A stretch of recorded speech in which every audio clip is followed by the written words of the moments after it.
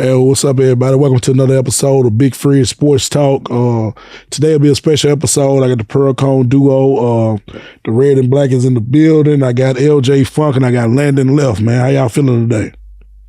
Hey, I feel good. Excited to be here and see what's going on. Yeah, I feel great. First podcast. Looking forward to it. Yeah, man. It's a pleasure to have y'all today, man. How y'all feeling, man? Everybody cool? Yes, sir. Y'all been putting in work lately? Yes, sir.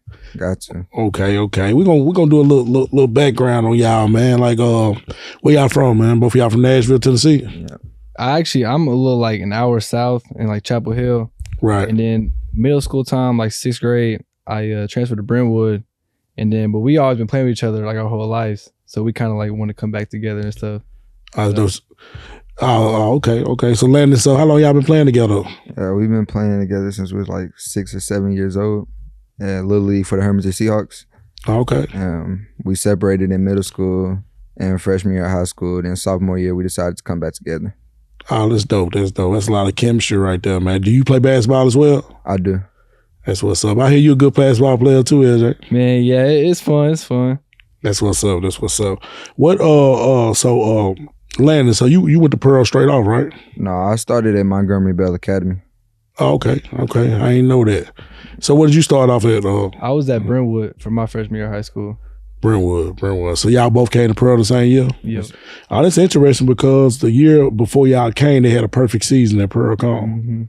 Mm-hmm. Okay, we're gonna get off into that, man. So what made you land, LJ? It's like you landed right on time, man. Yeah, so my thing was I just I wanted a chance, and I knew some guys down there. Obviously, his brother played on the team. His dad was involved with the team. Right. And I really wasn't thinking nothing about Pearl. Like, I was looking at all these schools, and then out of nowhere, his dad called mine and was like they're leaving NBA. So I was like, okay, cool. Like, we could play with each other for real. Right. And then met with him, and I was like, yeah, I want to be here. So that's how that happened. So what was it like, man, the duo hooking back up, man?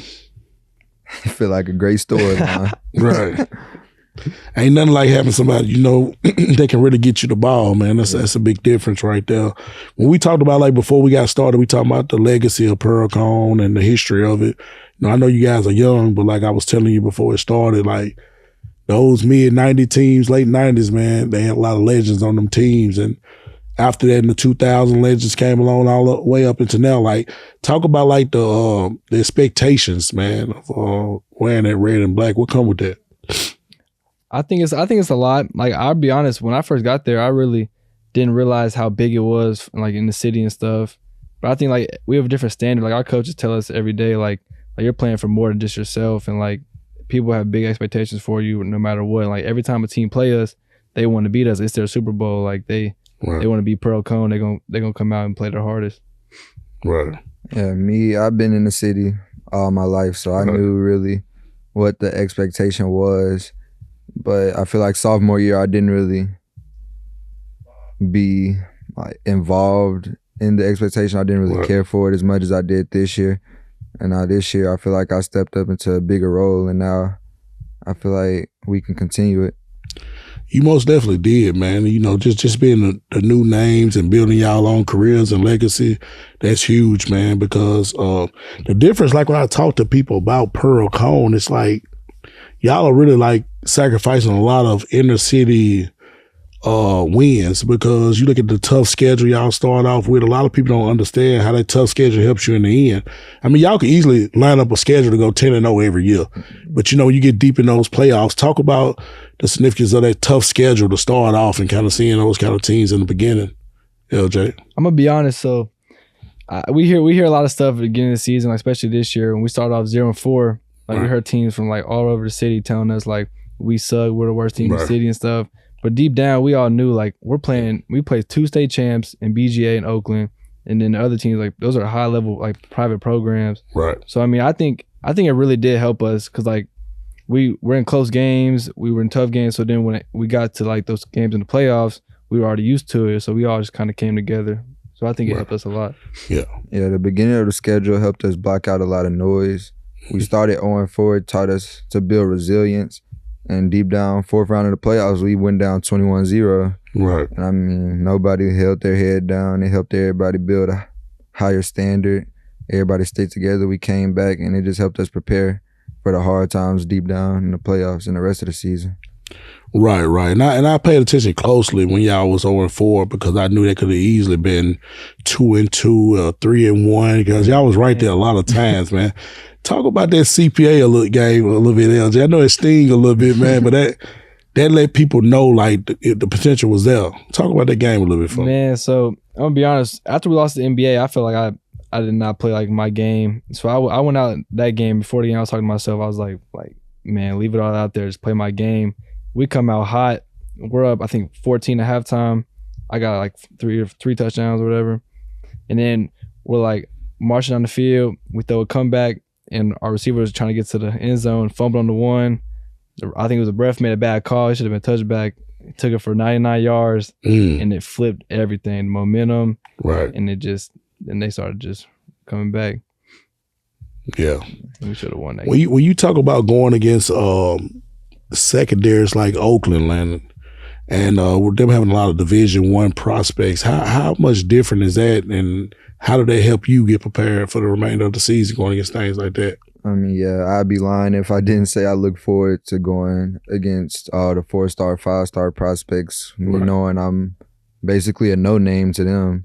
Scrimmaging, BA, going against 5-star Keyshawn Bowman, where I'm at corner, he a receiver. I feel like it helps me get acknowledged and helps people know who I am. And Oakland, Craig, Tut, Ole Miss. Right. I mean, I just feel like playing everybody helps me get my name out there. Springfield, 5-star, Jermaine Cobbins. Yeah. I mean, I went against a lot of stars and a lot of D1 athletes this year. And I just hope it helps me get my name out there and helps coaches see that I can compete with those guys. Yeah, it definitely does, man. You definitely proved yourself as one of the top athletes in the city and the state. And that repetition is key, man, because you don't get that all the time, especially on the high school level, bro. You know what I mean? The names you just named, bro, those are 4- and 5-star players, man. You feel what I'm saying? So when they leave from that game, they talking about number 7. So, man, we talked a little bit before, man. It's number 7, man, for Pearl Cohn. You feel what I'm saying? A lot of people say you give them a lot of barrier flashes. You know what I mean? You're a track star. Like, what's the expectations with that 7 once you put that 7 on? Yeah, so they gave me 7 at the beginning of the season. I really wasn't expecting it. There was a lot of talks about it getting retired and nobody wearing it this season. So them giving me 7, I just felt like it clicked in my head. It's like I had to be a different player this year, and I had to live up to the standards that they set for me. And then hearing the Baryon comparisons, every time I returned a punt, returned a kick, just took off on defenders, it's like, man, it's like I got a lot that I need to live up to, and it gives me just like this feeling that I can't let these people down. I'm playing for myself, but I hate to have to go back to the city and hear about it. So it just gives me a lot to play for. LJ, man, just being the leader, man, with so many athletes around you, man. Talk about spreading love, man, just in that offense and keeping everybody head focused. Because a lot of times, a lot of these guys you got in these skill positions could go other places and start and get the ball a lot of times. But just talk about just spreading love, being the leader on the field. Like, how do you keep them focused? Yeah, so we definitely got some guys that's like in the third rotation, second rotation who could start other places. But I think how close we are as a team, like, there'll be times in the game where I'll miss a read and throw the other receiver, and my other receiver, like, he'll come back to me and be like, hey, just look for me next time. Like, it's never like, oh, why you not throwing me the ball? Why you not doing this? So I think, like, just being close and, like, they know, like, I got a pretty big, like, I got to do a lot of things for each play, and like, if I miss you, I'm gonna miss you, but when I hit you, I got you. So they trust me, I trust them, so it's a good relationship. Man, you know a question I had for y'all, man. Y'all play 7-on-7? Yeah, we're actually playing with the same team this year. We haven't really played 7-on-7 together. Really ever. Man, that's a big thing now, man. I mean, like the competition level with 7-on-7, getting ready, reading coverages and all that. Do that help out a lot? Because there's a lot of talk about 7-on-7. Like, how important you feel like 7-on-7 is? I'm gonna be honest. I think for a quarterback like perspective it's it can be on and off. Like, it's good for reps and stuff, but it's not realistic sometimes, like in game moments, because there's no line. So everybody's dropping back in coverage because they know you can throw the ball. But like, usually if I see something for the play, I see people dropping back, we're going to check to a run. Like, we're going to run the ball on you. So, I mean, I think there's good, like, pros and cons, because like the one-on-one, like, matchups and like knowing where to place the ball, that helps a lot. But I think it can go kind of either way. Right. What about you, bro? I agree. It's pros and cons. I mean, coming from a DB perspective, it's good to help read route concepts Right. and all of the above. But having 4 seconds to throw the ball is not. Man. It's not always 4 seconds. I mean, and it gives receivers time to, if they first route not open, just run a whole new route. Yeah. I mean, it's not realistic all the time, but it helps with the basics of the game. Right. So you mentioned, man, going down 21-0 in the playoff, man. I know y'all can remember that like crazy, bro. And I can remember text messages coming through my phone while y'all was playing, like, man, Pearl through. They down 21 now. You know how the stands are. I know y'all was locked in, man. Can you walk me through a little bit of that, LJ, man? You got down 21-0, man. Man, so actually that game, that had a real, like, with me and him, is a good story I'll never, like, forget. So we come out, I think they got ball first or whatever. They scored 7-0. We drive down the field, and Landan get a run, goes, like, reach for the pylon and fumbles on the one. So it touched back their ball or whatever. So I'm like, okay, we're good, 14-0. We come out the next play. I step up, and I had I had a defender. I tried to throw a cross body. It got pick 6. There was a flag I called back, and then they scored. So we're down 21-0, and I'm like, dang, like, I know we can do this. So me and Landan, we kind of on the sideline, and we come look at each other. We're like, bro, like, we got to win this game, because that's 2 big mistakes we made. Right. And then we had some pretty explosive plays that game. But I'm going to be honest, like, even when we're down 21-0, I was obviously in my head like, okay, like, we got to score. But I was never like, oh, the game's over, we're out of it. Like, I knew. I mean, we did it last year, my sophomore year against Marshall County in the playoffs. So I remember the same feeling. Yeah, that's big, man, and it shows you character, man. You know what I mean? It teaches character, man. So, you know, like, just, I mean, everybody know, man, Al Corzell, of course, you know, and y'all show good spurts against Al Cor. You know what I mean? Y'all show y'all can score, y'all can come back, y'all can do this. What's the motivation, just knowing that this might be a matchup that can happen again? What's the talk in the locker room? Man, I'm ready for it. I mean, beginning as soon as the season starts this year, I'm not gonna say we're looking straight to it, because we're taking it game by game. But it's most definitely something that should be marked on everybody's calendar, especially mine, because I had a pretty bad game. I won't say bad game, but didn't do what I usually do on the field. Right. And knowing that the receiver I was guarding was a junior, he'll be back next year. Right. It'll give me a chance to redeem myself pretty much. And knowing that we had times where we could have really took over the game and came back and made it a game, knowing we had our own mistakes and mental mistakes, taking bad sacks, bad plays, bad runs, it's knowing that we could have won that game. Right. It'll be fun to do it again next year. Like unfinished business. Yeah. Right. What about you, LJ? Man, so I'm going to be honest. I think that game, because we have a lot of juniors on our team, and the junior class, none of them really went to state or like even contributed to that state team. Right. So just being there, like, the experience was crazy. So we're all wrapped up and, oh, we're in a state game. So that caused us kind of get down early. But then, I mean, if you watch the game, we had a lot of good moments. Right. So I feel like we can build on that. So like next year, we won't come out nervous. We've been there before. So I think, I'm excited. I mean, everybody knows in 4A it's probably gonna be the matchup. Right. And it's not looking ahead. Like I always tell people, man, when you got a championship type team, it's like you always prepping for week 15. Like you can be in week 1, week 3, week 8, and you always prepping for that week 15, because it comes down to a chess match. It's the things you do great, what you got to work on, things like that. And we looking at like the course of a season, man. I'm gonna read out some stats for you, LJ. 2,900 passing yards, 30 touchdowns, all Metro MVP, all region MVP.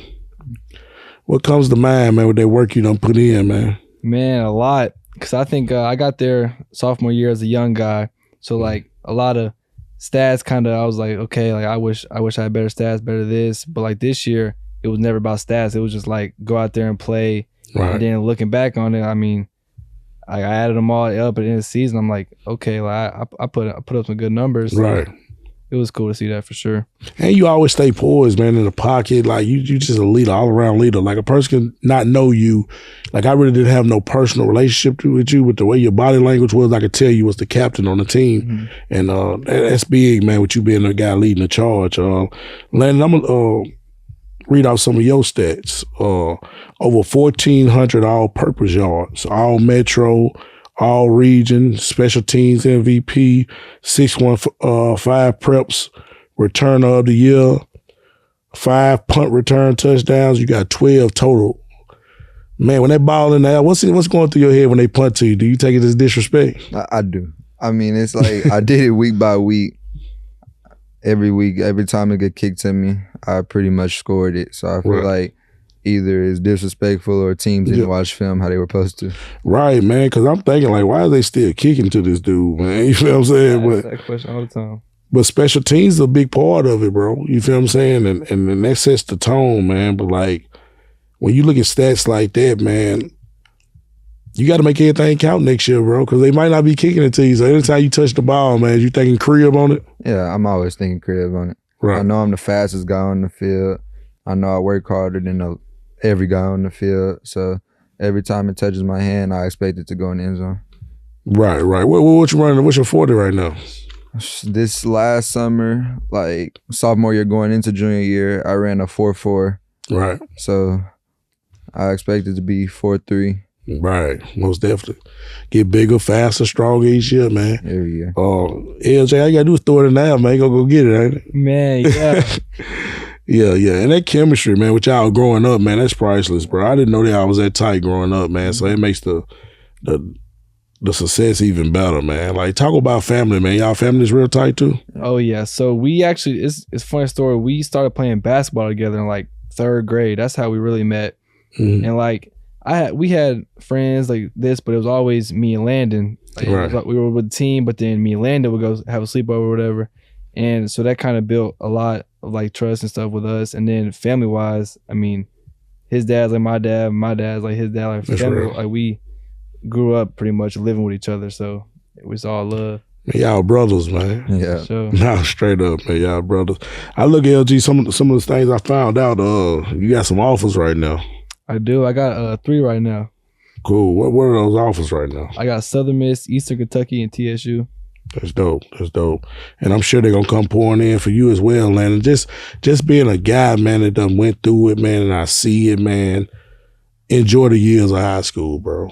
You feel what I'm saying? All that stuff is gonna take care of itself. You know, it's so much talk around college right now, bro, with portals and all that. And all it is, bro, is just older kids, man, and older opportunity and things like that. So just remaining focused. Talk about that, LJ. Just remaining focused with so much chaos with the college transfer portal. Even though you're not there yet, but I know you got to glance at it sometimes like, what's going on, man? Yeah, I'm gonna be honest. I think like early my sophomore year, I had no offers. And then I got my first one before the spring game, before my junior year. And I think I was always just comparing myself to other people. And I'm like, man, I feel like I'm better than him. Why does he have these offers? Like all this.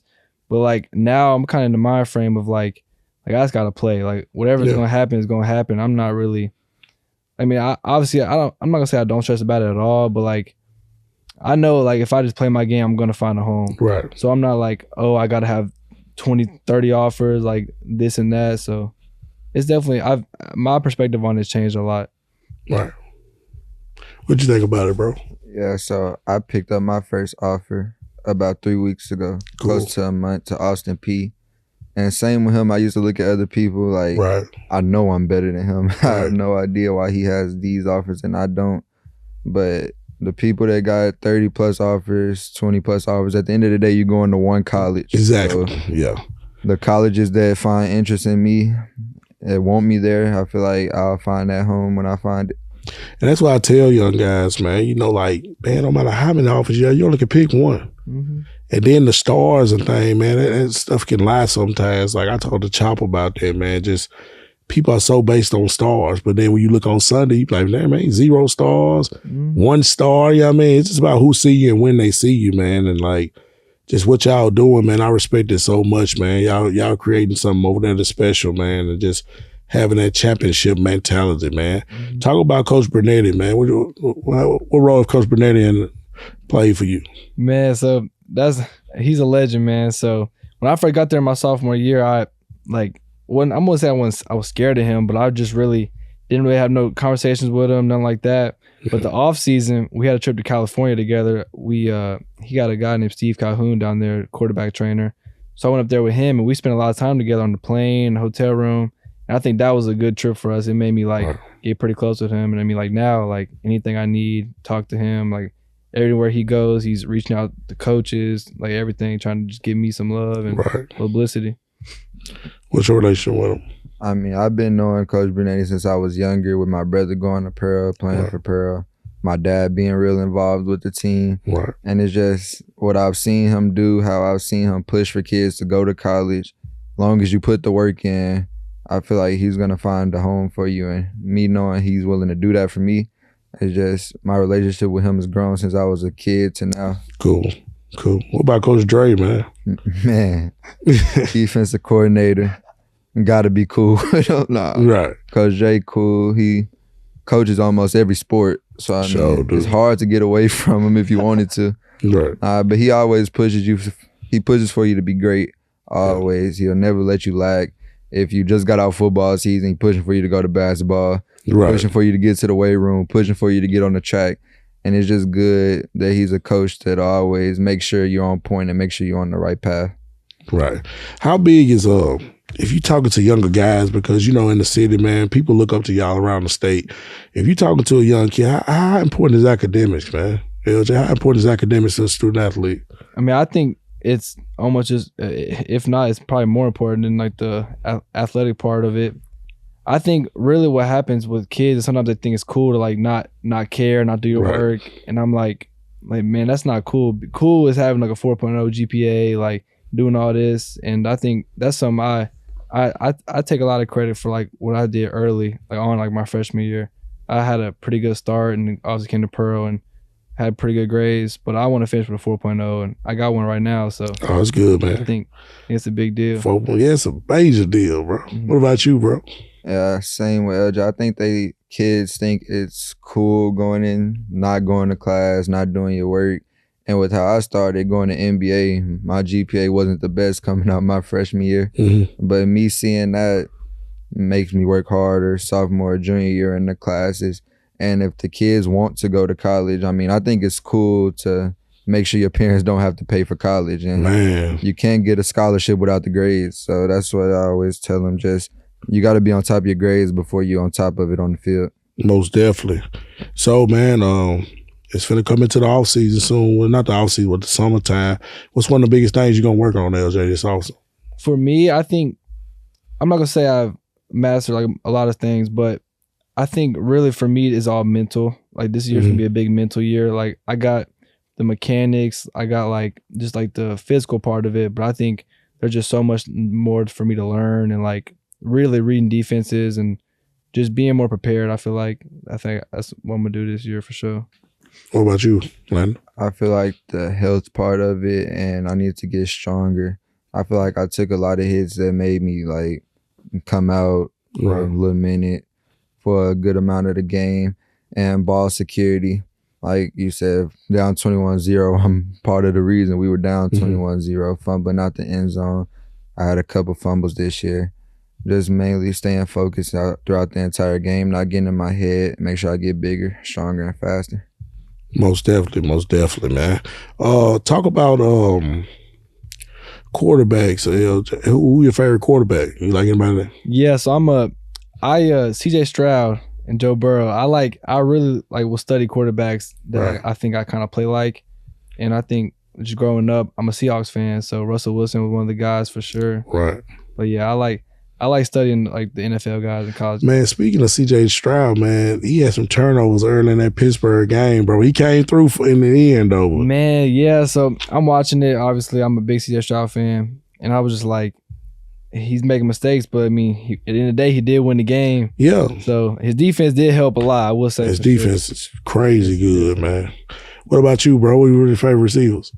Favorite receivers? Or playmakers, period. Playmakers, I'll say Kobe Bryant, real underdog pick right there out of Kansas Falcons. I feel like he was underlooked, not seen, and I really studied my game a lot after him. Okay. Man, who you got, Indiana or Miami? Indiana.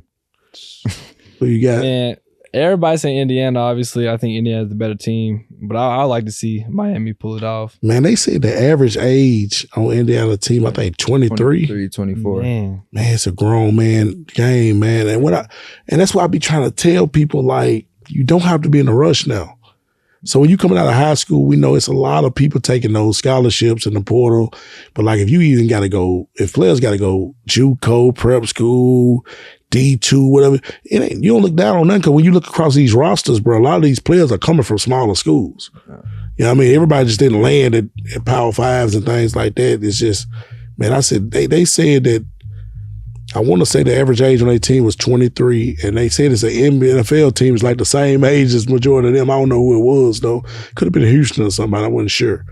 But, yeah, man, it just show you, man, how the game is changing, bro. Yeah, that's crazy. 6-year seniors, 7-year seniors and stuff like that, man. But to be coming back that many times, I mean, they doing what they doing in the classroom as well. Yeah. So, man, is there anything you want to say to the people, to the family, man? Y'all want to give it a shout-out, say anything like that? Man, just shout out all the coaches at Pearl, all my teammates, because I wouldn't be none without my teammates and coaches. LJ got a jumper too, y'all. Y'all gotta go check him out, man. He got a jumper, man. Who your favorite basketball player, bro? Man, I grew up LeBron fan because my his side's from Ohio. Right. I mean, it's just been LeBron ever since I was a little kid. Anybody you want to shout out, Landan? Shout out my family, my dad, my brothers for sure. Coaches at Pearl, teammates at Pearl. LJ.